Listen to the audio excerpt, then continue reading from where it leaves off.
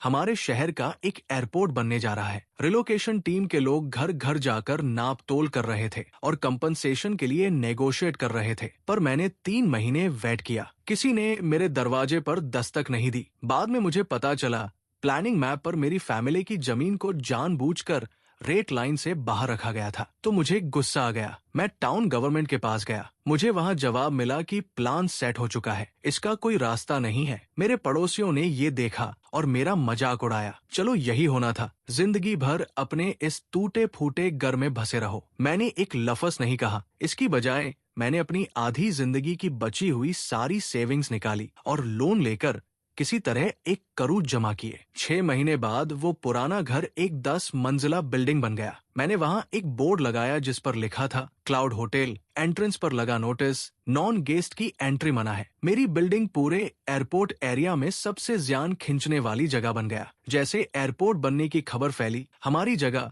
जिसका नाम पीसविल था, वो अब कभी शांत नहीं रह सकती थी। अचानक से कंपनसेशन का पैसा, नए अपार्टमेंट और आने वाली नई जिंदगी, शहर का हमेशा का टॉप रिलोकेशन, ऑफिस के लोगों वाली सफेद वैन्स, शहर की कच्ची सड़कों पर आने जाने लगी टेप मेजर और नोटबुक लिए हुए वर्कर्स घर घर जाकर माप ले रहे थे और नेगोशिएटिंग कर रहे थे। मेरे पापा का घर शहर के बिल्कुल ईस्टर्न एज पर था, एक पुरानी 2 मंजिला बिल्डिंग जो काफी सालों पुरानी थी। मेरे पेरेंट्स के जल्दी गुजर जाने के बाद मैं अकेला ही यहाँ रहता था। पहले दिन रिलोकेशन वैन्स मेरी दरवाजे के पास से बिना रुके निकल गई। मुझे लगा उन्होंने वेस्ट एंड से नापना। मेरा नंबर अभी नहीं आया था। पहले हफ्ते पड़ोसी आंट ली की फैमिली का एग्रीमेंट हो गया। सुनने में आया था कि उन्हें काफी अच्छा पैसा मिला है। उनकी हंसी रुक नहीं रही थी। जब भी उन मुझे देखती जोर से पूछती, अक्विंग अगला नंबर तुम्हारी फैमिली का ही होगा है ना? मैं बस सर हिलाता और स्माइल कर देता। पहले महीने ईस्टर्न पार्ट के घरों ने भी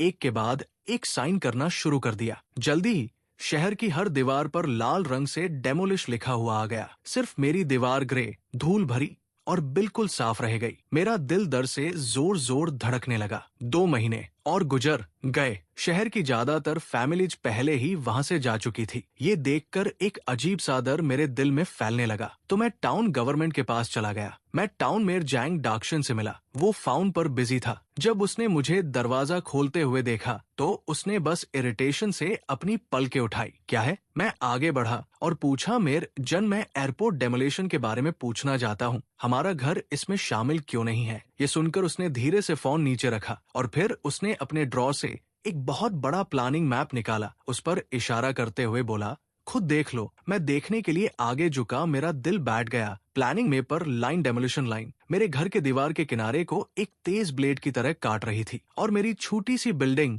एक भूले हुए आइलैंड की तरह रेड लाइन के बाहर अकेली छूट गई थी। मैंने उस लाल लाइन को घूर कर देखा। मेरी आवाज थोड़ी कांप रही थी। ये कैसे पॉसिबल है? क्या कोई गलती हुई है? दूसरी तरह जैंग की टोन बिल्कुल ठंडी थी। उसमें जरा सा भी हमदर्दी नहीं थी। कोई गलती नहीं हुई है। प्लान ऐसे ही डिसाइड हुआ है। हम इसमें कुछ नहीं कर सकते। मैं और पूछने से कुछ को रोक नहीं पाया। पर पूरा शहर क्यों तोड़ा जा रहा है? सिर्फ हमारा घर ही क्यों छूट गया? जैंग की आवाज अचानक तेज हो गई, जिसमें एक ऑफिशियल की अनक्वेश्चनेबल पावर झलक रही थी। मैंने तुम्हें बताया ना, इस प्लान में एक्सपोर्ट्स का डिसीजन था। मैं इसमें क्या कर सकता हूँ? तुम्हें समझ आ गया ना? मेरी एक मीटिंग है, तुम्हें वापस जाना चाहिए। ये कहकर वो सीधा ऑफिस से बाहर चला गया। जैसे ही मैंने अपने घर में कदम रखा, मैं सीधा आंट ली से टकराया, जो मूवर्स को डायरेक्ट कर रही थी। वो लोग एक एक करके फर्नीचर ट्रक पर लोड कर रहे थे। जब उसने देखा कि मैं कितना खोया खोया लग रहा था, तो एक मजाक उड़ाने वाली स्माइल उसके चेहरे पर आ गई। वो बोली और पूछने लगी, अक्विंग पूछने गया था क्या? मैंने कुछ नहीं कहा। मुझे चुपचाप देखकर उसने अपने होंठ सिकोड़े। मैंने तो तुम्हें पहले ही कहा था, तमार वो लोग एयरपोर्ट बना रहे हैं और तुम्हारा घर बिल्कुल किनारे पर है। ये कोई रास्ता ब्लॉक नहीं करता, पर इसको तोड़ने का मतलब होगा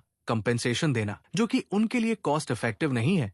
तभी एक और पड़ोसी आगे झुका और ताना मारते हुए बोला, खैर अब से पूरा शहर में सिर्फ तुम अकेले होगे जो जिंदगी भर उस टूटे फूटे घर में फंसे रहोगे। एयरपोर्ट से घिरे हुए वहां का शोर तुम्हें पागल कर देगा।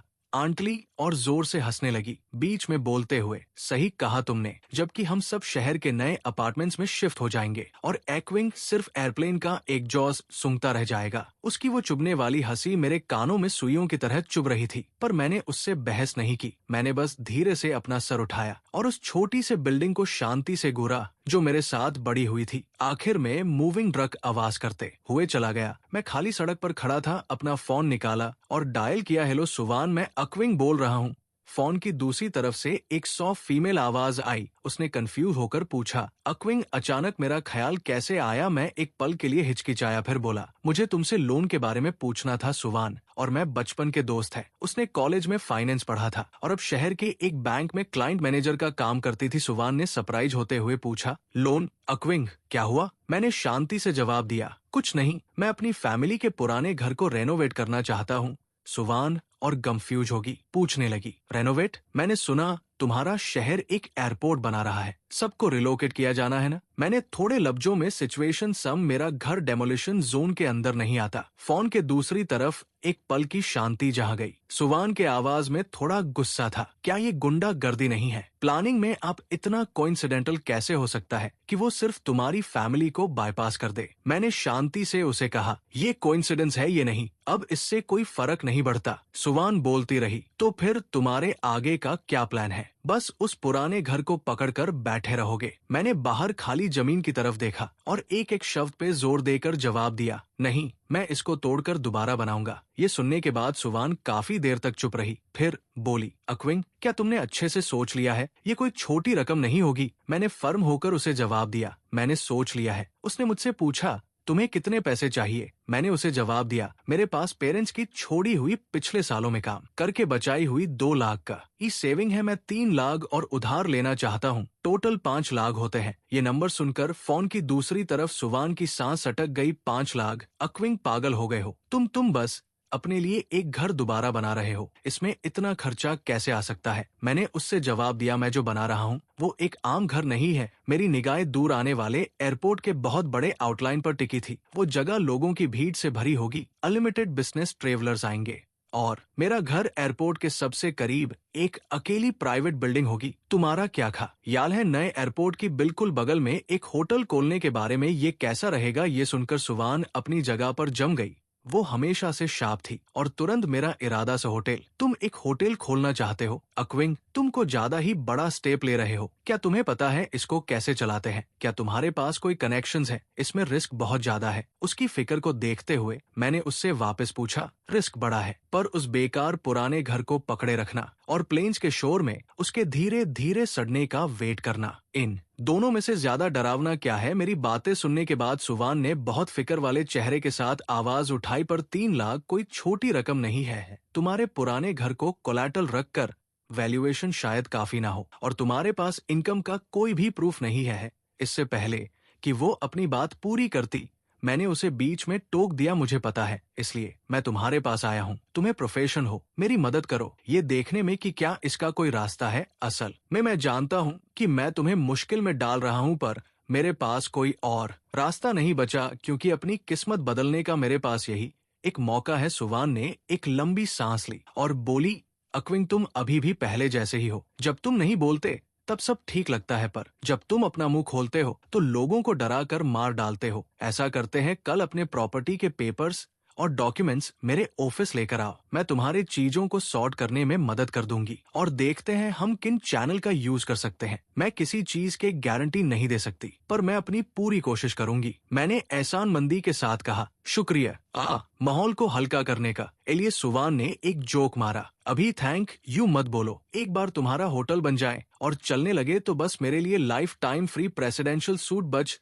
अगले दिन सुबह सुबह मैं अपनी सारी उम्मीदें लेकर शहर जाने वाली पहली बस में चढ़ गया। जैसे ही हम मिले, सुबह ने मेरे डॉक्यूमेंट्स पर मार्क करना शुरू कर दिया। अनगिनत फोन कॉल्स किए और मुझे कई अलग अलग ऑफिसेस में ले गई बैंक के रिव्यू स्टाफ ने। जब मेरी प्रॉपर्टी डीड देखी जिस पर रेड लाइन के बाहर मार्क किया गया था, तो उन सभी की आंखों में एक्सट्रीम डिसबिलीव था। एयरपोर्ट से घिरी एक आइलैंड जैसी जगह पर लोन देना उनके लिए बहुत ज्यादा रिस्की था। मैंने अपना बिजनेस प्लान उन्हें बार बार समझाया, पर जब उन्होंने इस शांत, थोड़ी से इंट्रोवर्टेड नौजवान को देखा तो उनकी आंखें शक से भरी हुई थी। उस दौरान ऐसे बहुत से वक्त आए जब मुझे लगा कि मैं आगे नहीं बढ़ पाऊंगा। शुक्र है सुवान मेरे पास खड़ी मुझे इंकरेज करती रही। उसने न सिर्फ मेरे बिजनेस प्लान को परफेक्ट करने में मेरी मदद की, बल्कि मुझे स्टे यहाँ तक कि उसने अपने खुद के कनेक्शंस का यूज करके ब्रांच मैनेजर को खाने पर भी बाहर बुलाया। एक हफ्ते बाद ठीक उस वक्त जब मैं निराशा के बिल्कुल पॉइंट पर था, सुवान का मुझे फोन आया। फोन की दूसरी तरफ उसकी आवाज में थकान थी, पर उससे भी ज्यादा एक्साइटमेंट थी। अक्विंग अप्रूव हो गया है। ये सुनते ही मैं एक्साइट होकर पूछे बिना नहीं रह सका। सच में उसने खुशी से देखा। सच में 3 लाख युवान फंड्स एक हफ्ते के अंदर रिलीज हो जाएंगे। मैंने हमारे बैंक मैनेजर से एक वादा किया और तुम्हारे प्रोजेक्ट को इस साल के इनिशिएटिव एक इनोवेटिव पायलट प्रोजेक्ट के रूप में पुश किया है। मैं उस पर यकीन कर पाऊं, इससे पहले मैं काफी देर तक फोन पकड़े बिना कुछ बोले खड़ा रहा। मेरे आंसू बिना बताए निकल आए। मैंने एहसानमंदी से कहा, सुवान थैंक यू। सुवान हंसी और बोली, सिली, तू मुझे थैंक यू किस बात के लिए बोल रहे हो? फिर मैंने वादा किया, जैसे ही मुझे पैसे मिलेंगे मैं तुम्हें ट्रीट पर ले जाऊंगा। पर सुवान ने हंसकर कहा, खाने की कोई जरूरत नहीं है, बस जल्दी से अपना होटल बनवा लो। मैं उस प्रेसिडेंशियल सूट में ठहरने का वेट कर रही हूँ। कॉल कट करने के बाद मैं खिड़की की तरफ गया और बाहर बन रहे उस बहुत बड़े एयरपोर्ट कंस्ट्रक्शन साइट को देखा, जो पहले ही शुरू हो चुका था। एक हफ्ते बाद मेरे फोन पर एक टेक्स्ट मैसेज आया, आपके अकाउंट में 3 लाख युवान क्रेडिट कर दिए गए हैं। उस लंबी सी जीरोस की लाइंस को घूरते हुए मैं एक गहरी सांस लिए बिना नहीं रह पाया। टोटल 5 लाख। ये ना सिर्फ मेरी पूरी जिंदगी की सेविंग्स थी, बल्कि मेरा पूरा जुआ था। मैंने अपने दिल में खुद से कहा, अक्विंग, तुम्हारे पास बीचे मुड़ने का कोई रास्ता नहीं है। मैंने दृढ़ता से जवाब दिया, सिर्फ जीतना है, हार नहीं सकते। पैसे मिलने के अगले दिन मैंने तुरंत शहर के सबसे बेस्ट आर्किटेक्चरल डिजाइन फर्म से कांटेक्ट किया और टाउन की सबसे फेमस कंस्ट्रक्शन टीम को हायर किया। कंस्ट्रक्शन टीम के फॉरमैन का सरनेम श्याव था। वो एक सीधी बात करने वाला आदमी था। मेरी फैमिली का पुराना घर देखकर वो अपना सर खुजाए बिना नहीं रह पाया। अक्विंग, क्या तुम सच में इस घर को तोड़ने वाले हो, रीबिल्ड करना चाहते हो? फॉरमैन श्याव पूछने लग गया, तुम इसको क्या बनाने का प्लान कर रहे हो? मैं तुम्हें बता दूं, आगे चलकर ये पूरा एरिया एयरपोर्ट बन जाएगा। यहाँ एक आम घर बनाना रहने के हिसाब से आरामदायक नहीं होगा। तभी मैंने एक ब्लूप्रिंट निकाला और कहा, अंकल शियाओ, आप टेंशन मत लीजिए। ब्लूप्रिंट किसी प्रोफेशनल ने पहले ही डिजाइन कर लिया है, जिसे मैंने हायर किया था। जब फॉरमैन शियाओ ने ब्लूप्रिंट देखा, उन्होंने बस एक नजर उस पर डाली और उनकी आंखें खुली की खुली रह गई। ओ माय गुडनेस, 4 फ्लोर्स, साथ में एक बेसमेंट और एक व्यूइंग टेरेस। क्या तुम कोई छोटा वेस्टर्न स्टाइल हाउस बनाने का प्लान कर रहे हो? ये सुनकर मैंने शांति से जवाब दिया, वेस्टर्न स्टाइल हाउस नहीं, ये एक होटल है। फॉरमैन शाफ तुरंत शॉक में आ गया। उनकी पीछे खड़े वर्कर्स भी दंग रह गए। उनके चेहरे का एक्सप्रेशन बिल्कुल वैसा ही था जैसे कुछ हफ्ते पहले बैंक स्टाफ का था। फॉरमैन शाफ डाउट के साथ पूछे बिना नहीं रह पाए, अक्विंग,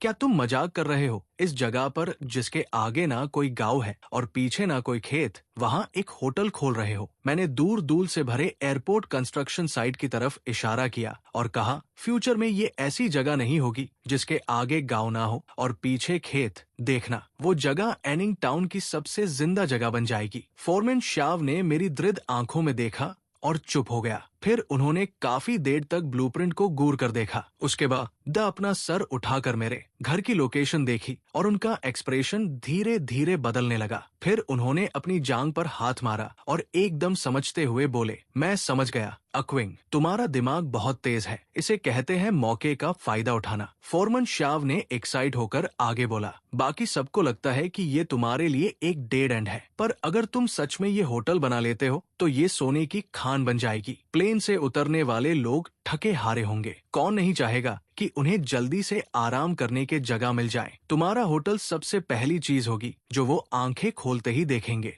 है ना? मैं थोड़ा सरप्राइज था कि अंकल शियाओ इतनी जल्दी मेरा आइडिया समझ गए। तो मैंने पूछा, अंकल शियाओ, क्या आप ये काम लेने के लिए तैयार हैं? अंकल शियाओ ने तुरंत अपना सीने पर जोर से मुक्का मारा और खुशी खुशी मान गए। मैं ऐसी इंटरेस्टिंग जॉब क्यों नहीं लूंगा? ऐसा काम तो ढूंढने से भी नहीं मिलेगा। फिक्र मत करो, जैसे ब्लूप्रिंट्स ड्रॉ किए गए हैं मैं बिल्कुल वैसा ही बनाऊंगा। मैं गारंटी देता हूँ कि मैं इसको दिखने में शानदार, सॉलिड और मजबूत बनाऊंगा। बुलडोजर आंगन में घुसाया उस दिन वहाँ बहुत हंगामा हुआ। कुछ पड़ोसी जो अभी तक वहाँ से गए नहीं थे, वो तमाशा दिखने आ गए। जब उन्होंने बुलडोजर के लोहे के हाथ के नीचे मेरे बचपन की यादों से भरा उस जोमपड़े को आवाज के साथ गिरते हुए देखा, तो वो लोग शौक से चिल्ला पड़े, इस लड़के का तो पूरी तरह दिमाग खराब हो गया है, इसने ऐसे ही एक अच्छा भला घर तोड़ दिया, ये खुद को समझता क्या है। मैंने सुना है ये बहुत सारा पैसा लाया है, ये यहाँ पर एक फैंसी वेस्टर्न स्टाइल घर बनाने वाला है। आंटली ये सब देखकर अपने हाथ क्रॉस करके ताना वाने लगी, फैंसी घर बनाएगा, मुझे लगता है इसके पास पैसा बहुत ज्यादा है और उड़ाने के लिए कोई जगह नहीं है। एक बार ये बन गया तो ये अकेले इतने बड़े घर में रहेगा,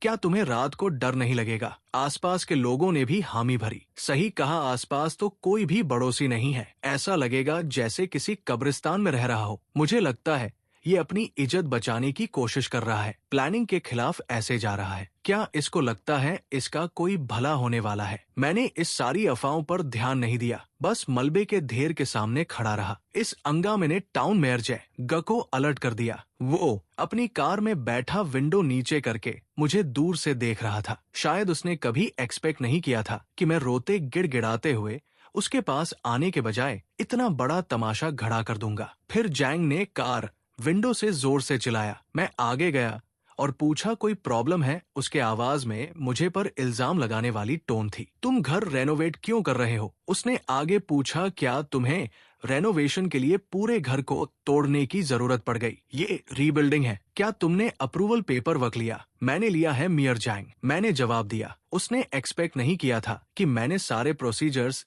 इतने अच्छे से पूरे कर लिए होंगे। उसका चेहरा बुरा बन गया। उसने डॉक्यूमेंट्स मुझे वापस फेंक दिए। उसके यहाँ मैं तुम्हें वार्निंग दे रहा हूँ, कोई ऐसी हरकत मत करना। एयरपोर्ट कंस्ट्रक्शन एक मेजर प्रोजेक्ट है, अगर तुमने कंस्ट्रक्शन में रुकावट डाली या इलीगल बिल्डिंग बनाई तो मुझे बुरा बनने पर ब्लेम मत करना। मैंने ध्यान से डॉक्यूमेंट्स वापस रखे और उसकी आंखों में सीधा देखते हुए कहा, फिक्र मत कीजिए, मैं जो भी कर रहा हूँ वो कानून और रेगुलेशन की हदों में है। मैं किसी के रास्ते में रुकावट नहीं बनूंगा और मैं उम्मीद करता हूँ कि कोई और भी मुझे बड़ा पैसा कमाने से ना रोके। उसने शायद कभी मेरा इतना टफ एटीट्यूड नहीं देखा था। आखिर में उसने जोर से एक नाकचड़ी आवाज निकाली, विंडो ऊपर की और गाड़ी भगा ले गया। मुझे पता था कि वो आज मुझे वार्न करने आया था और मुझे टेस्ट करने भी।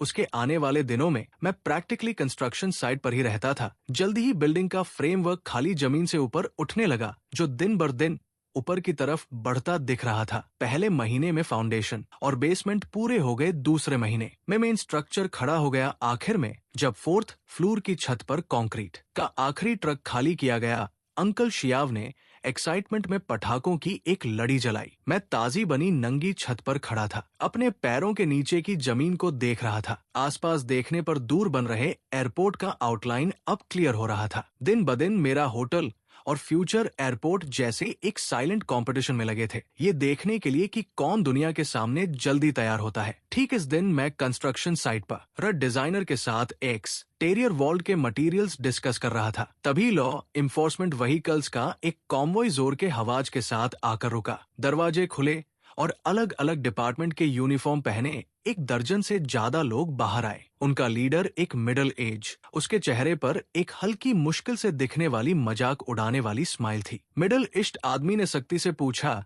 कि यहाँ इंचार्ज कौन है? मैं आगे गया और बोला, मैं हूँ। उसने अपने क्रेडेंशियल्स मेरे सामने लहराए और बोला, हम एक जॉइंट लॉ इन्फोर्समेंट टीम से हैं। हमें सिटीजन से कंप्लेन मिली है कि यहाँ सीरियस इलीगल कंस्ट्रक्शन हो रहा है, मेजर सेफ्टी हैजर्ड्स है और इन्वायरमेंटल पॉल्यूशन हो रहा है। मेरा दिल बैठ गया जब मैंने ये सुना। मुझे पता था मुसीबत आने वाली है। जैंग बिना कुछ बोले खड़ा था, पर उसकी मजा लेने वाली आंखें सब बयां कर रही थी। उन्हें फेस करते हुए मैंने शांति से जवाब दिया, हमारे सारे प्रोसीजर्स लीगल है और कंस्ट्रक्शन पूरी तरह नेशनल स्टैंडर्ड्स कंप्लाई करता है। ये लीगल है या नहीं ये तय करना आपका काम नहीं है। चेक कीजिए, पूरी तरह चेक कीजिए, एक भी कोना मत छोड़िएगा। उसके पीछे खड़े लोग तुरंत फैल गए और मेरी कंस्ट्रक्शन साइट पर घुस गए। कुछ ने फायर सेफ्टी इंस्पेक्ट कीजिए, कुछ ने नॉइज लेवल मेजर किए, कुछ ने हवा के सैंपल लिए, कुछ ने हमारे कंस्ट्रक्शन लॉग्स पलट कर देखे। फोरमैन एंड वर्कर्स दंग थे। वो आगे बढ़कर बहस करना चाहते थे, पर मैंने उन्हें रोक दिया। उन्हें चेक करने दो, क्योंकि मुझे अपने दिल में पता था कि ये जैंग का बदला है। जितना ज्यादा ऐसा वक्त आता है, मुझे उतना ही पैनिक नहीं करना चाहिए। पूरी दोपहर मेरा काम पूरी तरह रुका रहा,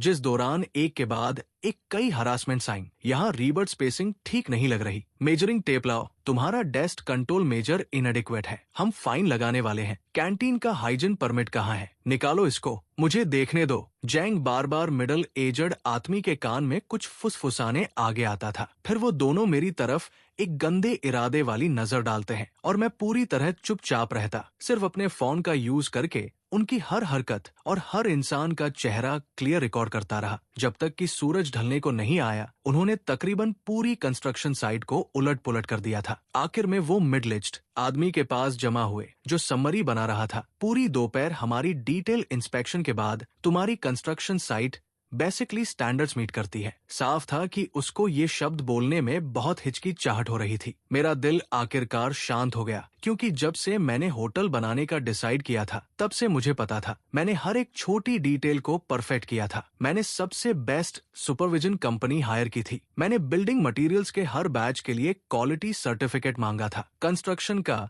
हर स्टेप ब्लूप्रिंट को पूरी तरह फॉलो करता था। मेरा गोल एक ऐसी बिल्डिंग बनाना था जिसमें कोई कमी ना निकल सके। जैंग का चेहरा बहुत बुरा बन गया था। साफ था उसने एक्सपेक्ट नहीं किया था कि मेरा जैसा एक लड़का अपने कामों में इतना फ्लॉलेस हो सकता है। फिर मिडिल एज आदमी ने अपनी टोन बदली पर यह ध्यान में रखते हुए कि तुम्हारी कंस्ट्रक्शन साइट एयरपोर्ट के बिल्कुल बगल में है, जो कि एक की प्रोजेक्ट है। ये एक स्पेशल केस है। ये इंश्योर करने के लिए कि कुछ गलत ना हो, हमने ये फैसला किया है कि हम तुम्हें एक हफ्ते के लिए काम रोकने का ऑर्डर दे रहे हैं, रीसर्टिफिकेशन और एक कंप्रहेंशन सेल्फ इंस्पेक्शन के लिए। अंकल शियाओ ने सबसे पहले चलाया और वो आउट ऑफ कंट्रोल थे। किस बुनियाद पर? हमारे यहाँ कोई प्रॉब्लम ही नहीं है, हम काम क्यों रोके? तुरंत मिडिल एज्ड आदमी ने सक चेहरा बनाया और बोला, ये एक ऑर्डर है, अगर तुमने मना किया तो हम तुम्हारा कंस्ट्रक्शन परमिट कैंसिल कर देंगे। हालांकि उसके चिपचिपे और एरोगेंट चेहरे को देखते हुए मैं अचानक हंसने लगा। स्टेशन मास्टर, मेरे पास म्युनिसिपल हाउसिंग और urban rural construction bureau, fire department और एनवायरमेंटल प्रोटेक्शन ब्यूरो के सारे लीडर्स के फोन नंबर्स है। मैंने अभी जो वीडियो रिकॉर्ड किया है वो अपने एक दोस्त को भेज भी दिया है। वो प्रोविंशियल मीडिया के लिए काम करता है। क्या होगा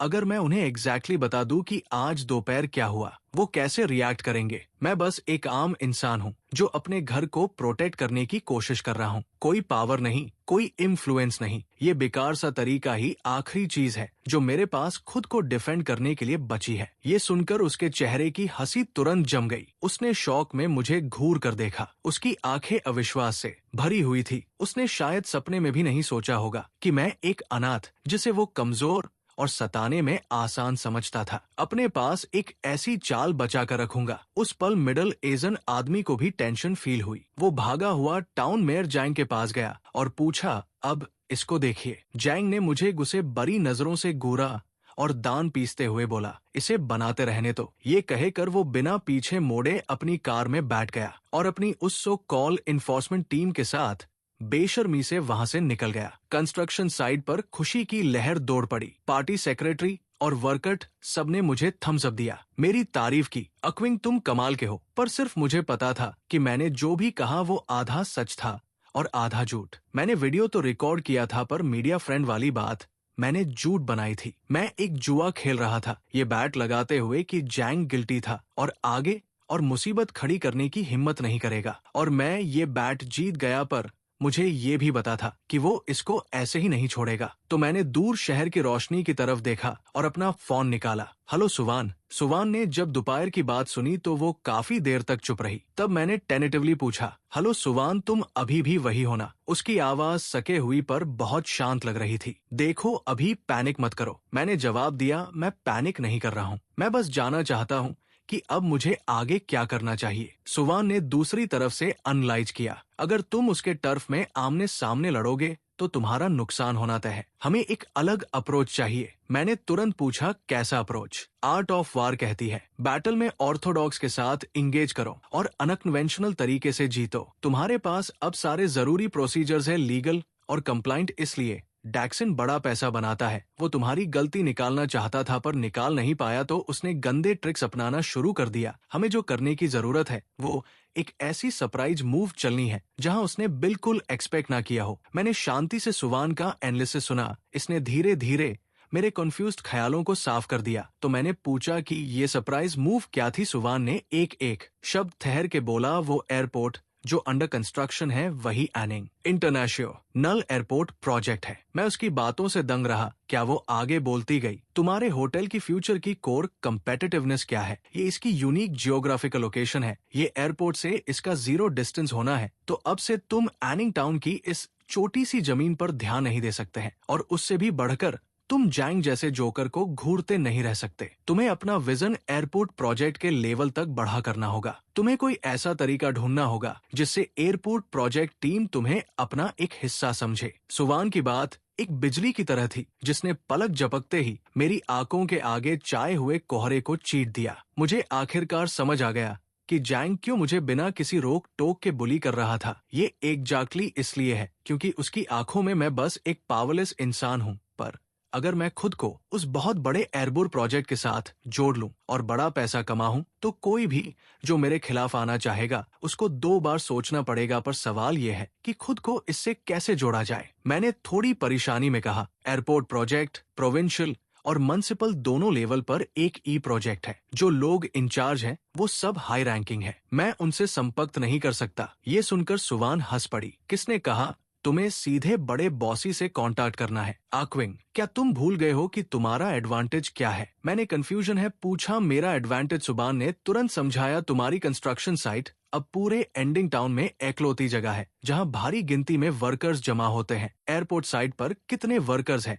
जरूर हजारों में होंगे हैं। ना उनके खाने का क्या, उनके रहने का क्या, उनके रोज के खर्चों का क्या? जहां तक मुझे पता है कंस्ट्रक्शन डेडलाइन पूरी करने के लिए उन्होंने क्लोज्ड मैनेजमेंट सिस्टम एनफोर्स किया है। वर्कर्स की जिंदगी वाकई में काफी डल और बहुत इनकन्वीनियंट है, जबकि तुम उनके बिल्कुल बगल में हो। ये सुनते ही मुझे तुरंत समझा आ गया और मैंने जल्दी से पूछा, तुम्हारा मतलब है मुझे उनके साथ बिजनेस करना चाहिए? सुवान के आवाज में एक एक्साइटमेंट थी। ये सिर्फ बिजनेस करने के बारे में नहीं है, ये तुम्हारे सबसे अच्छा मौका है एयरपोर्ट प्रोजेक्ट में घुसने का। तुम अपनी करंट कंस्ट्रक्शन साइट का यूज करके एक छोटा से टेम्परेरी लिविंग सर्विस से रिया सेटअप कर सकते हो। एक छोटा कन्वीनियंस स्टोर, एक फूड स्टॉल, एक ओपन एयर सिनेमा। इन्वेस्टमेंट बड़ी नहीं, तुम उन्हें सहूलियत दे रहे हो, उनकी केयर कर रहे हो। जब ये हजारों वर्कर्स तुम्हारे इस काइंडनेस को याद रखेंगे तो तुम्हें क्या लगता है एयरपोर्ट कंस्ट्रक्शन लीडर तुम्हारे बारे में क्या सोचेंगे? वो तुम्हें एक विजनरी जिम्मेदार पार्टनर मानेंगे, कोई ऐसा जो उनके बैकग्राउंड को शांत रखने और उनकी टेंशन खत्म करने में मदद कर सके। तब तक तुम्हारा होटल सिर्फ एक अकेली बिल्डिंग नहीं रहेगा बल्कि एयरपोर्ट प्रोजेक्ट के लिए एक सपोर्टिंग सर्विस सेंटर बन जाएगा जिससे बहुत पैसा आएगा। क्या उसके बाद वो तुम्हारे पीछे आने की हिम्मत करेगा? क्या वो पूरे एयरपोर्ट प्रोजेक्ट का विरोध करने की हिम्मत करेगा? ये सुनने के बाद मैंने फोन को कस के पकड़ लिया। एक्साइटमेंट के मारे मैं कांप रहा था और काफी देर तक कुछ बोल नहीं पाया। सुवान, तुम एक जीनियस हो। सुवान ने स्माइल के साथ कहा, मैं जीनियस नहीं हूँ, तुमने मुझे इंस्पायर किया। जो इंसान एयरपोर्ट के बगल में होटल बनाने का सोच सकता है वो खुद बेवकूफ नहीं हो सकता। सुवान ने आगे एक रिमाइंडर दिया, तुम्हें ये काम जल्दी करना होगा इससे पहले कि डैक्सन अपना अगला मूव चले। हमारी सरप्राइज स्ट्रेटेजी लागू कर दो। मैंने जल्दी से पूछा कि मुझे क्या करना होगा। सुवान ने सजेस्ट किया, जाओ अंकल शाव से मिलो, उनके पास अपने अंडर और टेक्निकल स्किल्स है। एक टेम्पररी शेल्टर खड़ा करने के लिए फूड स्टॉल खोलना उनके लिए बच्चों का खेल है।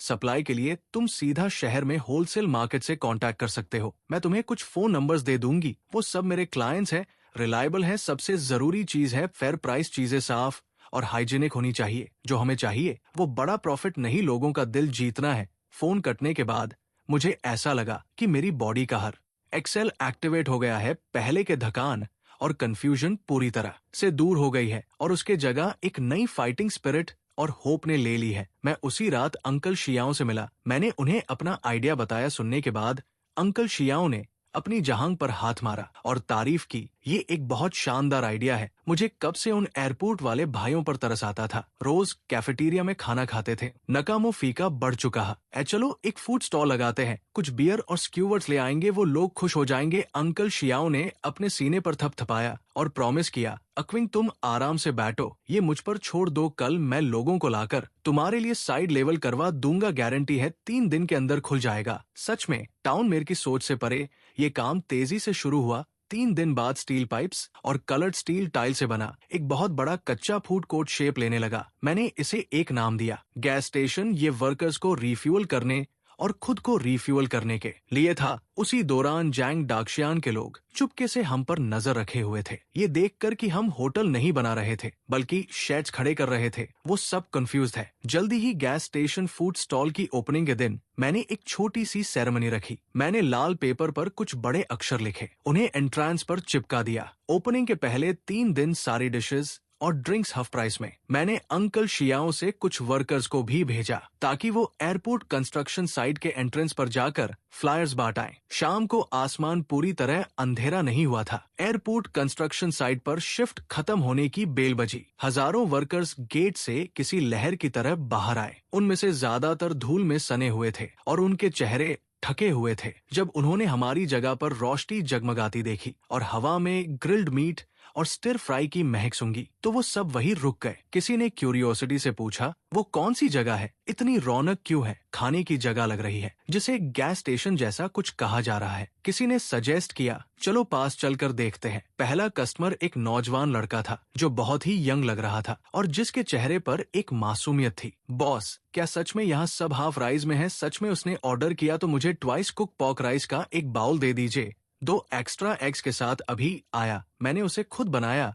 सबसे तेज टाइम में मैं एक भाप निकालता हुआ भरा हुआ चावल का बाउल जिस पर जेनसली पॉक डाला था उसके पास लाया। नौजवान ने ट्वाइस कुक पॉक के उस पहाड़ को देखा। उसकी आंखें बड़ी हो गई। जलते ही दूसरे और तीसरे कस्टमर्स भी आ गए। आधे घंटे बाद पूरा गैस स्टेशन लोगों से खचाखच भर गया। वो लोग छोटे ग्रुप्स में ऐड गए। कुछ साइड डिशीज और बियर की केसीज ऑर्डर करते हुए कंस्ट्रक्शन साइट पर पूरे दिन जो इमोशन दबाए गए थे वो अल्कोहल और अच्छे खाने के मिलने पर पूरी तरह से बाहर आने लगे। जो रात पहले बिल्कुल खाली और मुर्दे जैसी थी वो इस वाइब्रेंट जिंदावा से पूरी तरह जगमगाओ थी। अंकल शियाव और उनके वर्कर्स भी एक टेबल पर बैठे थे और पीते पीते उनके चेहरे लाल हो गए थे। मेरे प्लान का पहला स्टेप सक्सेसफुल रहा। अगले कुछ दिनों तक गैस स्टेशन का बिजनेस और भी हॉट होता चला गया, एकदम जबरदस्त। ये बहुत पॉपुलर गैस स्टेशन वर्कर्स की अकेली राहत और जन्नत बन गया था। उनकी इस बोरिंग लाइफ में कंस्ट्रक्शन साइट पर खाना खा रहे हैं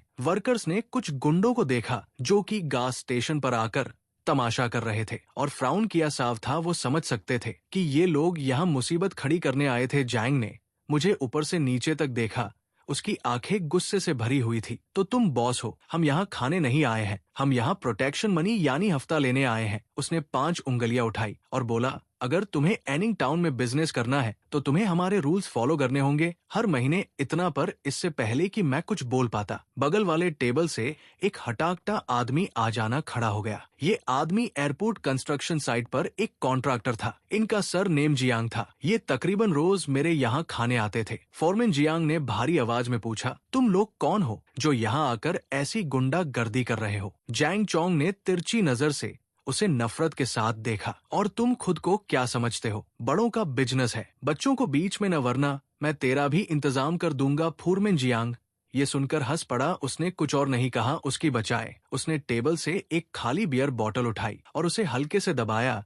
एक तेज चटक आवाज के साथ कांच की बोतल उसके हाथ में अंगिन टुकड़ों में टूट गई। ये देखकर जैंग चोंग और उसके चमचों के चेहरे पर हंसी जम गई। फिर हर तरफ से लोग खड़े होने लगे। दर्जनों उतने ही मजबूत वर्कर्स, उनमें से कुछ के हाथों में बियर बोतल थी जबकि दूसरों ने स्टूल्स पकड़ लिए हैं। उन्होंने एक लफ्ज भी नहीं कहा और चुपचाप जैंग चोंग और उसके आदमियों को घेर लिया। ये वर्कर्स देश के कोने कोने से आए थे और उन्होंने कंस्ट्रक्शन साइट पर बरसों पसीना बहाया था। हालांकि वो ज्यादा पढ़े लिखे न ही थे, पर उन्हें भाईचारा का एक सबसे सिंपल रूल था। अब क्योंकि मैंने उन्हें सस्ता स्वादिष्ट खाना दिया था तो वो नेचुरली मेरे लिए खड़े होने को तैयार थे। जैंग चोंग और उसके लोग आमतौर पर टाउन के सीधे साधे लोगों को परेशान करते थे, तो उन्होंने ऐसा कुछ कभी नहीं देखा था। इसलिए जैंग चोंग ने झूठी अकड़ दिखाते हुए चिल्लाया, तुम लोग क्या सोच रहे हो कि तुम क्या कर रहे हो? मैं बता दूं, मेरे जाजा जैंग डैक्शन है। फोरमैन जियांग ने नफरत से थूका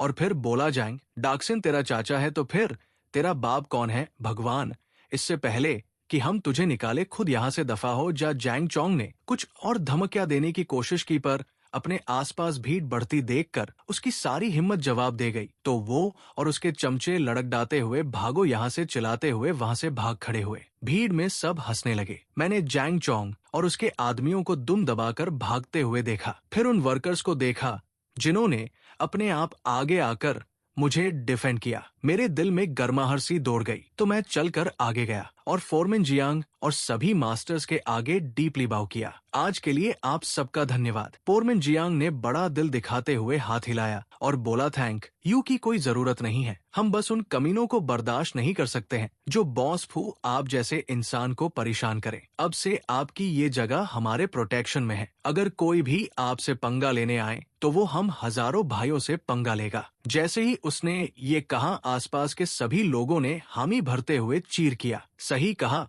हम हजारों भाइयों से पंगा लेगा। उस वक्त मैं भीड़ के बीच खड़ा था, उन सीधे और सच्चे चेहरों को देख रहा था और मुझे जो शुक्रगुजारी महसूस हो रही थी मैं उसे शब्दों में बयान नहीं कर सकता। और दूर से जैंग डैक्शन अपने ही भतीजे को इतनी बेइज्जती से भागते जाते देख रहा था, गुस्से से कांप रहा था। तभी उसे रियलाइज हुआ कि चीजें धीरे धीरे उसके कंट्रोल से बाहर हो गई है और मैं एक अनाथ जिसे उसने कभी सीरियसली नहीं लिया था, उसके इतने बड़े पंख निकल आए हैं जो उसकी सोच से भी ज्यादा मजबूत थे। उसी वक्त थोड़ी ही दूर मेरी 4 मंजिला बिल्डिंग का में स्ट्रक्चर पूरा हो चुका था और बाहर के डेकोरेशन का वेट कर रहा था। सच कहूं तो मैंने पहले ही इसका नाम डिसाइड कर लिया था। मैंने चुपचाप ये कसम खाई का कि जो कोई भी मुझे नीचे नजर से देखता था उसके पास जमीन से मुझे ऊपर देखने के अलावा और कोई चारा नहीं होगा। जैंग चोंग और उसके आदमियों के जलील होकर भाग जाने के बाद गैस स्टेशन का माहौल पहले से भी ज्यादा पीक पर पहुंच गया। फोरमैन जियांग ने नोटों की एक गड़ी टेबल पर पटकी और मुझसे कहा, बॉस फू, अगर तुम हम मजदूरों को नीचा नहीं समझते तो ये पैसे वापस रख लो। हमने तुम्हारी मदद की है, इसलिए नहीं कि हम तुम्हारा फायदा उठाना चाहते हैं। हमें ये देखकर बहुत अच्छा लगा कि तुम जैसा नौजवान उन लोगों के खिलाफ खड़ा होने की हिम्मत रखता है। हम तुम्हारी इज्जत करते हैं। आखिर में मैं उन्हें मना नहीं पाया तो मुझे वो पैसे रखने पड़े, पर मुझे अपने दिल में पता था कि मैंने जो हासिल किया है वो इन पैसों से कई ज्यादा कीमती है। जो मैंने सच में हासिल किया था वो लोगों का भरोसा था। ये खबर जल्दी ही एयरपोर्ट प्रोजेक्ट हेडक्वार्टर्स के कानों तक पहुंच गई। शुरू में वो नर्वस थे। हजारों वर्कर्स एक अनकंट्रोल्ड प्राइवेट साइट पर जमा हो रहे थे। उनकी नजरों में ये एक बहुत बड़ा सेफ्टी रिस्क लग रहा था। सुना है हेडक्वार्टर्स ने उस रात एक इमरजेंसी मीटिंग बुलाई थी। किसी ने प्रपोज किया कि मेरे होटल को पूरी तरह बंद कर दिया जाए और सभी वर्कर्स को जबरदस्ती सील्ड कंस्ट्रक्शन साइट में वापस भेज दिया जाए। इस प्रपोजल का कंस्ट्रक्शन कॉन्ट्रैक्टर ने तुरंत कड़ी विरोध किया। अगर हम उन्हें जबरदस्ती बंद कर देंगे तो ये सिर्फ उनका गुस्सा और प्रेशर बढ़ाएगा। आज नहीं तो कल कुछ बड़ा कलेश हो जाएगा। लंबी बहस के बाद एक कॉम्प्रोमाइज निकाला गया। इसे एक खतरा मानने के बजाय क्यों ना इसे एक कंट्रोलेबल पार्टनर बना लिया जाए। जल्दी ही एनिंग एयरपोर्ट कंस्ट्रक्शन हेडक्वार्टर के नंबर प्लेट वाली एक एसयूवी मेरे वर्क साइट के एंट्रेंस पर आकर रुकी। 30 साल का एक आदमी बाहर निकला और सीधा मेरी तरफ आया। उसकी टोन पोलाइट थी। जब उसने और जवाब दिया, मैं हूँ। उसने अपना इंट्रो देने के लिए हाथ आगे बढ़ाया। हेलो, मेरा नाम डॉक्टर क्विन्हे है। मैं एयरपोर्ट प्रोजेक्ट की लॉजिस्टिक सपोर्ट डिपार्टमेंट का डिप्यूटी डायरेक्टर हूँ। क्या मैं आपसे एक बात कर सकता हूँ? मैंने एक पल के लिए हिचकिचाया, पर आखिर मैं उसके साथ गैस स्टेशन की एक खाली टेबल पर बैठ गया। मैं उसके लिए एक कप हर्बल टी डाली और डायरेक्टर क्विन से पूछा, आपका यहाँ आना कैसे हुआ? डॉक्टर क्विन ने स्माइल किया। उसकी स्माइल जेंटल थी। जब वो बोला, बॉस वो नर्वस मत होइए, मैं आज यहाँ मुसीबत खड़ी करने नहीं आया हूँ। मैं आपसे एक बिजनेस डील करने आया हूँ। मैं उसकी बातों से दंग रह गया और वापस पूछा, एक डील? डॉक्टर क्विन ने अपने ग्लासेस ठीक किया और सीधा जवाब दिया, हाँ। हमारी हेडक्वार्टर्स ने अच्छे से सोच विचार करने के बाद सबकी सहमति से ये माना है कि आपकी गैस स्टेशन ने हमारी एयरपोर्ट प्रोजेक्ट ठीक से आगे बढ़ने में एक बहुत पॉजिटिव कंट्रीब्यूशन दिया है। हम आपके बहुत शुक्रगुजार हैं। आपने वर्कर्स को रिलैक्स करने के लिए इतनी अच्छी जगह दी है इस वरान।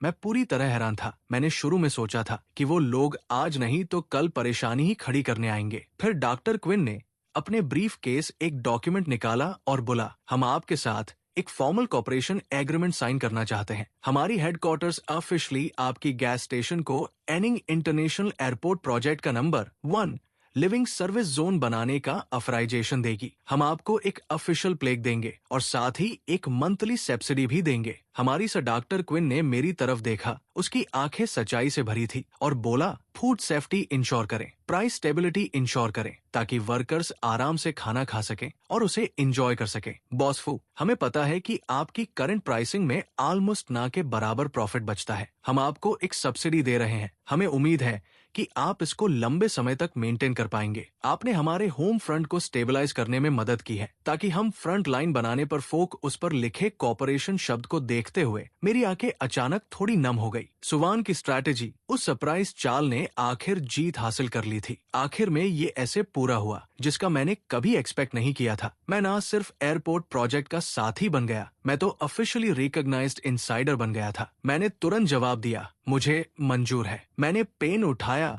और एग्रीमेंट पर अपना नाम साइन कर दिया। डॉक्टर क्विन ने खुशी खुशी एग्रीमेंट अंदर रख लिया और बोला, बॉस फू, आगे आपके साथ काम करने का इंतजार रहेगा। अगर फ्यूचर में हम किसी चीज में हेल्प कर सकें या अगर कोई आपको हरास करने आए तो आप मुझे कभी भी कॉल कर सकते हैं। डॉक्टर क्विन को इदा करने के बाद मैंने तुरंत सुवान को कॉल किया और एक्साइटेडली बोला, है सुवान, हमने कर दिखाया। सुवान फोन के दूसरी तरफ से हंसी। मुझे पता था आइक्विंग, ये याद रखना, जब तुम ऐसी वैल्यू दे सकते हो जिसे दूसरे मना ना कर सके तो तुम एक ऐसे पार्टनर बन जाओगे जिसे सब अपनी साइड करना चाहेंगे, ना कि ऐसी चीटी जिसे कोई भी आसानी से मसल दे। अब से तुम्हारा बैटलफील्ड अपग्रेड हो चुका है। सच में अगले दिन एक नया ब्लू बोर्ड लगाया गया गैस स्टेशन के सबसे प्रोमिनेंट स्पॉट पर। उस पर बड़े अक्षरों में 2 लाइनें लिखी थी। ये बोर्ड पुराने जमाने में एक जनरल के बैटल फ्लैग जैसा था। जैसे ही ये लगा गैस स्टेशन का पूरा एटमॉस्फेयर ही बदल गया। तो वर्कर्स बोर्ड को देखकर और भी सीना तान कर खड़े होते। यहाँ पैसे खर्च करना अब सिर्फ खाने पीने के बारे में नहीं रह गया था, ये अथॉरिटी द्वारा रिकॉग्नाइज्ड एक वेलफेयर था। अब मेरी पहचान एक आम विवादित बिजनेस ओनर से एक लेजिटिमेट मर्चेंट में बदल चुकी थी। मैं साफ महसूस कर सकता था कि जैंग डैक्शन की सब देखने वाली निगाहें बोर्ड को देखने के बाद काफी हल्की बढ़ गई थी। कम से कम आने वाले हफ्ते तक हरेसमेंट का कोई नया इंसिडेंट नहीं हुआ। कंस्ट्रक्शन साइट और गैस स्टेशन दोनों ने शांति से एक अनोखा वक्त एंजॉय किया। पर मुझे पता था ये सिर्फ तूफान के आने से पहले की शांति है। आखिरकार जैंग डैक्शन एक ऐसा आदमी नहीं था जो चीजों को ऐसे ही जाने दे, और वही हुआ। एक हफ्ते बाद मुसीबत एक ऐसे तरीके से आई जो मैंने कभी नहीं सोचा था। उस सुबह पुराना ली वो ट्रक ड्राइवर जो मुझे पॉक डिलीवर करता था, परेशान चेहरे के साथ मेरे पास आया। बॉसफू, आई एम सॉरी पर आज मीट शायद ना पहुंच पाए। मेरा दिल बैठ गया। मैंने जल्दी से पूछा कि क्या बात है। मास्टर ली ने पुराने अंदाज में एक सिगरेट चलाई, एक लंबा कश लिया आहाई भरी और बोला, पूछो ये मत आज सुबह। मैं जल्दी सामान उठाने गया और बीच रास्ते में टाउन की ट्रांसपोर्ट अथॉरिटी ने रोक लिया। उन्होंने कहा मैं रूल्स तोड़ रहा हूँ और मेरा ट्रक सीज करना चाहते थे और मुझ पर फाइन लगाना चाहते थे, जबकि मेरा ट्रक अपनी कैपेसिटी का आधा भी लोडेड नहीं था। मैंने उनसे बहस की पर उन्होंने कहा कि 10,000 युआन का फाइन लगेगा, वरना वो 1 महीने के लिए ट्रक जब्त कर लेंगे। ये सुनकर मेरा दिल तुरंत बैठ गया। ये कोई कोइंसिडेंस नहीं था, ये साफ तौर पर जैंग डैक्सियान की ना ई चाल थी। उसकी अब डारे टली मेरे पीछे आने की हिम्मत नहीं रही, इसलिए उसने मेरी अपस्ट्रीम सप्लाई चेन पर अटैक करना शुरू कर दिया। ओडली बेबसी से आगे बोला, सिर्फ मैं ही नहीं, आज सुबह सब्जी डिलीवर करने वाले ट्रक्स और तेल अनाज लाने वालों को भी अलग अलग इंटरसेक्शन पर रोका गया। उन्होंने हाइजीन वॉलेशन जैसे हर तरह के बहाने बनाए। खैर, ट्रक सीज कर लिए गए और फाइन्स लगाए गए। अब सारे ड्राइवर्स जो हमें टाउन में डिलीवर करते हैं वो तुम्हारे जगह के आसपास से भी डरते हैं। वो सब डरे हुए हैं। क्या कमाल की चाल थी, सप्लाई को सोर्सेस से ही काट देना। देखिए, होटल में हर रोज इंग्रेडिएंट्स की बहुत बड़ी मात्रा कंज्यूम होती है और एक बार सप्लाई चेन टूट जाए तो हमें 2 दिन के अंदर बंद करना पड़ेगा। दोपहर तक खाने की कमी के असर दिखना शुरू हो गया। कई वर्कर्स कुछ स्पेसिफिक डिशेस ऑर्डर करना चाहते थे, पर वो ऑर्डर नहीं कर पकाने वाला कोई था ही नहीं। आला कि उन सब ने अंडरस्टैंडिंग दिखाई, पर मैं उनकी आंखों में निराशा देख सकता था। ये देखकर मैं परेशान हो गया। तो मैंने तुरंत डायरेक्टर क्विन को कॉल किया और उन्हें सिचुएशन समझाई। डायरेक्टर क्विन फोन पर गुस्से से भड़क उठे, बदतमीजी है ये पूरी तरह से बकवास है। ये एयरपोर्ट प्रोजेक्ट के नॉर्मल ऑपरेशन को साबोटाज करना हुआ। वो तुरंत टाउन गवर्नमेंट के साथ नेगोशिएट करने के लिए मान गए, पर 1 घंटे बाद उन्होंने कॉल वापस किया और बेबसी से उन्होंने बातों बातों में बड़ा अच्छा लिप सर्विस किया। कह रहे थे कि वो इसे तुरंत ठीक कर देंगे, पर वो अभी भी हर जगह बैरिगेड्स लगा रहे हैं। ये लोकल प्रोटेक्शनिज्म है, ये उनका इंटरनल चेन ऑफ इंटरेस्ट है। हम हेडक्वार्टर्स हैं, हमारे पास लोकल एडमिनिस्ट्रेशन पर कोई डायरेक्ट अथॉरिटी नहीं है। ये लोग हमारे साथ गंदा खेल खेल रहे हैं। ऐसा लगता है दूसरों पर भरोसा करना अनरिलायबल है। मुझे खुद ही आगे बढ़ने का रास्ता ढूंढना होगा। मैंने तुरंत सुवान का न सुवान, मेरा एक काम करो, जो सिटी होलसेल मार्केट के कॉन्टैक्ट्स तुमने मुझे पहले दिए थे, क्या वो अभी भी है? सुवान ने तुरंत पूछा। हाँ, लेकिन क्यों, क्या हुआ? कुछ सेकंड्स की शांति के बाद सुवान ने कमेंट किया, ये तो बीरमी है, वो तुम्हें कोने में धकेलने की कोशिश कर रहा है। अक्विंग, तुम क्या करने का प्लान कर रहे हो? शहर से सोर्सिंग करना काफी दूर पड़ेगा, कॉस्ट भी बहुत ज्यादा। एंगी, और तुम्हारे पास का री भी तो नहीं है। मैंने उसे कहा, इससे कोई फर्क न। सबसे जरूरी बात यह है कि मैं अपनी सप्लाई सोर्स पर अपना कंट्रोल चाहता हूँ। मैं अब और किसी के हाथों अपना गला नहीं घुटवाना चाहता। सुवान की आवाज में एक अप्रूवल थी। क्या हिम्मत की बात है। अब ये कुछ ऐसी चीज है जो करने लायक है, ये मुझ पर छोड़ दो। मेरा यूज कार बिजनेस में एक क्लाइंट है, मैं उसे तुम्हारे लिए पेपरवर्क के साथ एक स्टडी रिलायबल छोटा ट्रक ढूंढने को कहती हूँ। मैं तुम्हारे लिए पैसे हैंडल कर लूंगी। रही बात होलसेल मार्केट की, मैं तुम्हारी सिफारिश कर दूंगी ताकि तुम्हें सबसे बेस्ट होलसेल प्राइस मिले। अक्विंग, बस ये याद रखना, एनिंग टाउन बस एक छोटा सा तालाब है। बड़ा पैसा कमाने का मतलब है एक तालाब में बड़ी मछली बन जाना, पर जैसे ही तुम इस तालाब से बाहर निकलते हो, तुम्हारी कोई औकात नहीं रहती। तुम्हें जो करने की जरूरत है वो है इस तालाब की पार नदी और समुद्र में अपनी जड़ें जमाना। सुवान की बातों ने मुझे पूरी तरह से एनलाइटन कर दिया। मैं यही एनिंग टाउन की जमीन पर उससे लड़ने में अटका हुआ था, पर मैं भूल गया था कि मैं सिंपली उसको बाईपास करके एक बहुत बड़े प्लेटफॉर्म पर जा सकता हूँ। 2 दिन बाद मेरी कंस्ट्रक्शन साइट के एंट्रेंस पर एक हाफ यूज्ड ब्लू रंग का छोटा ट्रक आकर रुका। सुवान खुद इसको ड्राइव करके लाई थी और चाबियां मेरे हाथ में थमा दी। तुम्हारे पास ड्राइवर्स लाइसेंस तो है ना? मैंने पूरे कॉन्फिडेंस से जवाब दिया। कॉलेज के टाइम पर मिल गया था, पर मैंने काफी दिनों से गाड़ी नहीं चलाई है। सुवान ने मुझे तसल्ली दी, कोई बात नहीं, ये ड्रग बहुत टफ है, जैसे मर्जी जलाओ। फिर उसने पीछे का हिस्सा खोला। कार्गो बैट पूरी तरह से भरा हुआ था। सुवान ने स्माइल करा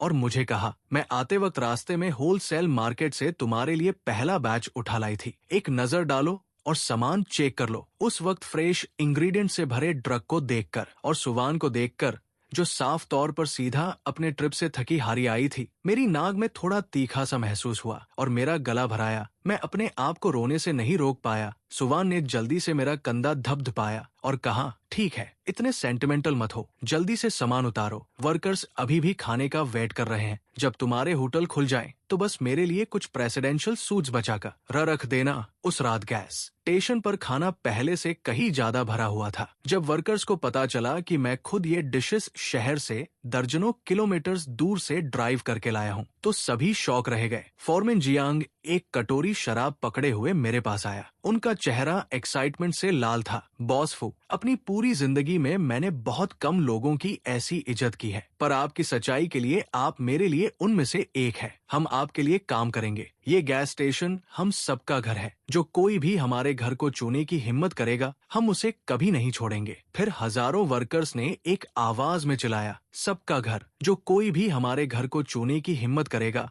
हम उसे कभी नहीं छोड़ेंगे। उस वक्त मुझे पता चल गया था कि जैंग डैक्शन का मुझे मेरे पैरों से उखाड़ने का प्लान पूरी तरह से फेल हो चुका था। वो ना सिर्फ मुझे कुचलने में नाकाम रहा, बल्कि उसने मुझे इन ईमानदार वर्कर्स के साथ ऐसे बांध दिया था, जो रिश्ता जब से मेरा खुद का ट्रक और इंडिपेंडेंट सप्लाई चेन बन गई। मेरे गैस स्टेशन की पोजीशन पूरी तरह से मजबूत हो चुकी थी। मैंने अपनी सारी एनर्जी वापस होटल के कंस्ट्रक्शन पर लगा दी। सुवान ने मेरे लिए जो डिजाइनर ढूंढा था, वो सच में बहुत स्किल था। उसने मेरे होटल के लिए एक मॉडर्न मिनिमलिस्ट स्टाइल डिजाइन किया। आसपास बिखरी हुई मेस वाली कंस्ट्रक्शन साइट के बैकग्राउंड में ये ऐसी आर्ट की पीस लग रही थी जिसे किसी फ्यूचर सिटी से एयरलिफ्ट करके इस जमीन पर रखा हो। साथ ही सुवान का सजेशन पर मैंने सिगरेट्स, स्नैक्स और डेली जरूरत की चीजें बेचने वाला एक छोटा सा सुपरमार्केट खोला। इसके अलावा मैंने लॉन्ड्री सर्विसेज देने के लिए कई वॉशिंग मशीन्स खरीदी। अब तक मेरा गैस स्टेशन एक फुली फंक्शनल माइक्रो कम्युनिटी बन चुका था, जिसने एयरपोर्ट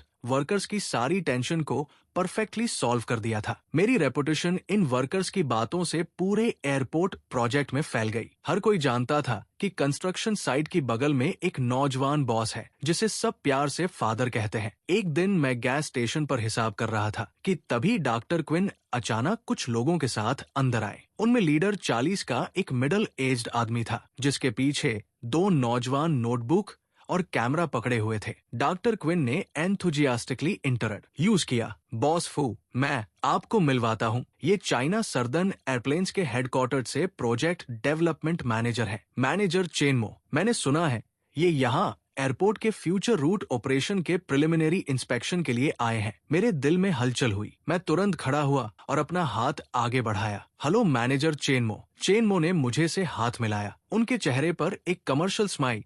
मैंने जल्दी से मॉडेस्टी से जवाब दिया, मैनेजर चेन, आपने मुझे शर्मिंदा कर दिया। फिर वो सीधा पॉइंट पर आ गए। हम अभी अभी एयरपोर्ट कंस्ट्रक्शन साइट का चक्कर लगा कर आए हैं और फिर हमने आपकी इस बहुत स्टाइलिश बिल्डिंग को देखा। डायरेक्टर क्विन ने बताया था कि ये एक होटल है जो खुलने वाला है। क्या आप इसके मालिक हैं? मैंने पॉजिटिव तरह से जवाब दिया। चैमो ने एक रिक्वेस्ट की, क्या आप हमें इसका टूर दे सकते हैं? मैंने तुरंत जवाब दिया, बेशक। मैंने अपना लेजेंड नीचे रखा और उन्हें अपने होटल की तरफ ले गया। पूरे रास्ते चैनमो ने मुझसे कई सवाल पूछे। मेरे जवाब काफी ठहरे हुए और क्लियर थे। जब मैं उन्हें होटल के लॉबी में लाया, जो अभी भी बन रही थी, वो सभी दंग रह गए। यहाँ खड़े होकर साफ तौर पर दूर कंस्ट्रक्शन साइट दिख रही थी, जहां मेहनत से काम कर रही टावर क्रेन्स की एक के बाद एक लाइंस थी। इमेजिन करना मुश्किल नहीं था कि यहां आने वाले फ्यूचर में आप सिल्वर प्लेन्स को टेक ऑफ और लैंड करते हुए देखेंगे। इसका विजुअल इम्पैक्ट किसी से कम नहीं था। चेनमो सच्ची तारीफ किए बिना नहीं रह सके। कमाल है बॉसफो, आपका विजन बेहतरीन है। जब बाकी सब डेमोलिशन कॉम्पेंसेशन पर फोकस कर रहे थे, आपने फ्यूचर वैल्यू को देखा। उसी दौरान उनकी पीछे खड़ा असिस्टेंट नॉन स्टॉप फोटोज और रिकॉर्डिंग कर रहा था। फिर हम रूफ टॉप ऑब्जर्वेशन डेक पर गए। यहाँ खड़े होने पर पूरी एयरपोर्ट कंस्ट्रक्शन साइट का नजारा दिखता था। चैमो ने दूर खामोशी से देखा और धीरे से बोला, हर फ्लाइट मिशन के बाद हमारी एयरलाइन के क्रू मेंबर्स को लैंडिंग सिटी में आराम की जरूरत होती है। कॉन्ट्रैक्ट होटल्स के लिए हमारी रिक्वायरमेंट बहुत हाई होती है। सेफ्टी, प्राइवेसी और कन्वीनियंस सब कुछ होना जरूरी है। आपकी होटल के पास एक अनोखा जियोग्राफिकल एडवांटेज है। ये एयरपोर्ट के सबसे करीब है, यहाँ तक कि हमारे प्लान किए हुए स्टाफ डॉर्मेट्री से भी करीब। फिर उसने अपना सर घुमा या और मेरी तरफ देखा। उसकी आंखों में एक चमक थी। बॉसफू, आपकी होटल के खुलने के बाद क्या आप एनिंग एयरपोर्ट पर हमारी चाइना सर्दर्न एयरलाइंस के क्रू मेंबर्स के लिए डेजिग्नेटेड होटल बनाने में इंटरेस्टेड है? ये सुनते ही मेरा दिल अचानक उछल पड़ा। किसी एयरलाइन के साथ long term cooperation agreement sign करने का मतलब था कि मेरे होटल खुलने से पहले ही उसके पास सबसे स्टेबल और हाईएस्ट क्वालिटी का कस्टमर बेस होगा। ये बेशक वही था जिसका मैंने सपना देखा था। तो मैंने अपनी अंदर की एक्साइटमेंट को दबाया और जवाब दिया, बेशक मैं इंटरेस्टेड हूँ। चैनमो ने ये सुनकर सेटिस्फेक्शन के साथ सर हिलाया। गुड,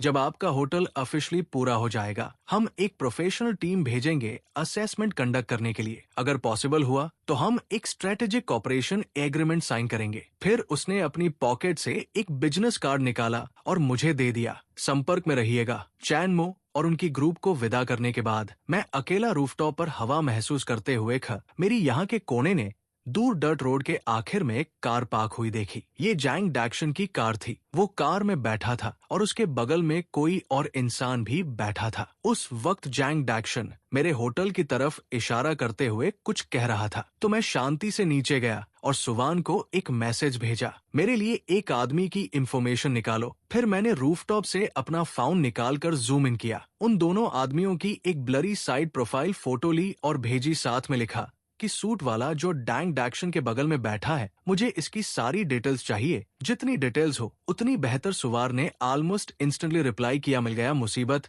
मैंने जवाब दिया, शायद इस बार सच में बड़ी मुसीबत है। अपना फोन रखने के बाद मैं कंस्ट्रक्शन साइट के एंट्रेंस पर गया और अंकल शियाओ से कहा, अंकल शियाओ, मेरा एक काम करी है। किसी को मेरे लिए एक बोर्ड बनाने को कहो। लकड़ी का हाथ से तराशा हुआ सबसे बढ़िया हो। अंकल शियाओ ने क्यूरियोसिटी से पूछा, उस पर क्या लिखा होना चाहिए? तो मैंने एक पेन और पेपर निकाला और एक एक स्ट्रो के साथ अक्षर लिख दिए। Non paying guest strictly prohibited, बिना पैसे दिए मेहमानों का आना मना है। अंकल शियाओ ने उन 8 शब्दों को कुछ देर तक घुरा फिर मुंह स्कुराए और बोला, समझ गए। ये कुछ लोगों के लिए नियम बनाने के लिए है। मैं अभी टाउन के सबसे बेस्ट कारपेंटर को ढूंढ कर लाता हूँ। मैं अंश्योर करूंगा कि ये बिल्कुल क्लियर दिखे। 3 दिन बाद रोजवुड के एक ही पीस से बना एक बोर्ड मेरे होटल कंस्ट्रक्शन साइट के एंट्रेंस पर सबसे ज्यादा दिखने वाली जगह पर लगाया गया और उस बोर्ड के आते ही सबका ध्यान उसकी तरफ खिंच गया। गैस स्टेशन पर खाना खाते वक्त वो सब समझ चुके थे कि ये बोर्ड किसके लिए था। बेशक डैक्शन ने भी इसे देखा और बेशक वो जानता था कि नॉन पेइंग गेस्ट का इशारा उसकी और उसके लाए कुछ खास मेहमान की तरफ था। मैं उन्हें सबसे डायरेक्ट तरीके से बता रहा था, मेरे आंगन में तुम्हारी जासूसी का कोई काम नहीं। उस रात सुवान का कॉल आया। अक्विंग, मुझे पता चला कि उस आदमी का नाम जीबू चोंग है। वो शहर की हायू कैपिटल का बॉस है। उसकी स्पेशलिटी है ऐसे प्रोजेक्ट ढूंढना जिनमें हुज पोटेंशियल वैली हो पर जिनमें वीकनेसेस या डिस्प्यूट हो, फिर अलग अलग तरीके यूज करके कम दाम पर खरीद लेना, पैकेज करना और बहुत बड़े प्रॉफिट में बेच देना। सालों में उसने ऐसी बहुत सी कंपनीज बर्बाद कर दी है। सुवान की हर एक बात ने मेरा दिल और जदा बिठा दिया। मैंने कंफ्यूजन ने पूछा, वो जैंग डेक्शियान के साथ कैसे जुड़ गया? सुवा ने तुरंत जवाब दिया, मैंने बिजनेस रजिस्ट्रेशन चेक किया है। जी ब्यू चोंग की इन्वेस्टमेंट कंपनी में से एक पिछले महीने जैंग डेक्शियान के छोटे भाई के साथ मिलकर एक नई कंपनी रजिस्टर की है जिसका नाम एनिंग कॉन्ग गैंग कंपनी लिमिटेड है। और गेस करो इसका रजिस्टर एड्रेस कहाँ है? ये सुनते ही मेरे दिमाग एक आवाज के साथ ब्लैंक हो गया। मैंने जवाब दिया कि ये मेरा घर था। सुवान की आवाज ठंडी थी। सही कहा, ये तुम्हारे जमीन के टुकड़े का एड्रेस है। सब कुछ साफ हो गया। जैंग डेक्शन का शुरू से ही मुझे शांति से जीने देने का कोई इरादा नहीं था। उसने मुझे रेड लाइन से इसलिए निकाला था ताकि वो इस जमीन को अपने पास रख सके। वो जानता था कि इस जमीन की वैल्यू फ्यूचर में बढ़ेगी, तो उसने अपने छोटे भाई को जी ब्यू चोंग के साथ जोड़ा, ये सोचकर कि इस जमीन से वो दोनों अपनी जेबें भर लेंगे। लेकिन मैंने इसलिए वो मुझे भगाने के लिए हर तरीका आजमाना चाहते थे। मेरे होटल को अपना होटल बनाना चाहते थे। वो छोटी मोटी ट्रिक्स पहले बस एपिटाइजर थे। अब असली कैपिटल प्रेडेटर जी ब्यू चोंग खुद मैदान में आ गया था।